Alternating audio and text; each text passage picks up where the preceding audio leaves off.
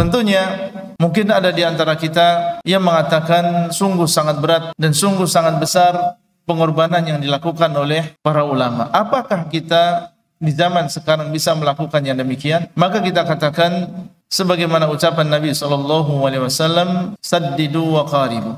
Hendaklah kalian berusaha untuk bisa melakukan dengan pas kalau memang bisa. Wa qaribu, tapi kalau tidak bisa melakukan yang pertama, maka kita berusaha untuk mendekati. La yukallifullahu nafsan illa wus'aha. Allah SWT tidak membebani seseorang kecuali dengan kemampuannya. Dan kita juga mengingat sabda Nabi SAW, wa'ati kulla dhi haqqin haqqahu. Hendaklah kalian memberikan kepada setiap yang berhak haknya. Jasad kita memiliki hak, keluarga kita juga memiliki hak. Maka adalah seseorang memperhatikan prinsip-prinsip ini, tentunya berusaha semaksimal mungkin dan sidq ma'allah, jujur kepada Allah SWT untuk mengerahkan apa yang dia punya berupa tenaga, waktu, harta dalam rangka untuk mendapatkan ilmu tersebut. Dan Allah SWT dialah yang mengetahui siapa di antara kita yang sungguh-sungguh dalam menuntut ilmu dan siapakah di antara kita yang berhak untuk mendapatkan ilmu tersebut. Tentunya